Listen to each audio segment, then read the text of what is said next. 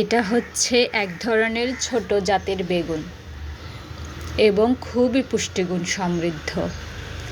এটা বিভিন্নভাবে রান্না করা যায়, বিশেষ করে এর ভর্তা খুবই সুস্বাদু হয়।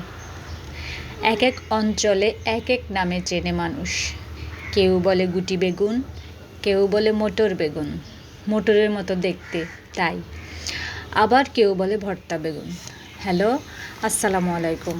সবাই কেমন আছেন? আলহামদুলিল্লাহ, আমি ভালো আছি।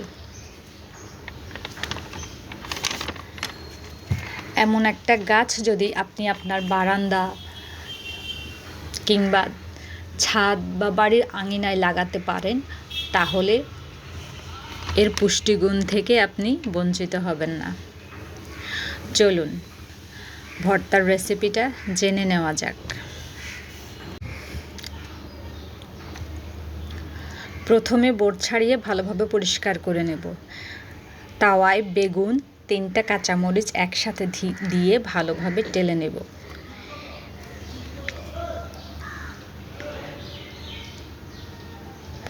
এর তাওয়ায় বেগুন, 3টা কাঁচামরিচ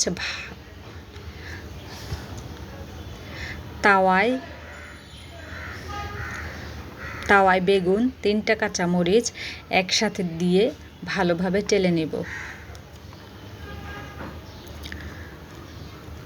এরপর একটা হামানদিস্তায় পেঁয়াজ, লবণ, ধনেপাতা সহ সব উপকরণ একসাথে দিয়ে আধ ভাঙা পেস্ট করে নেব।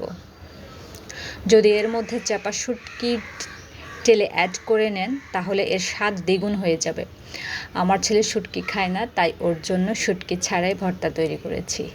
শুটকি ছাড়াও খুব ভালো লাগে খেতে। এই যে দেখুন, খুব সুন্দর হয়েছে, খেতেও খুব টেস্ট। আল্লাহ হাফেজ।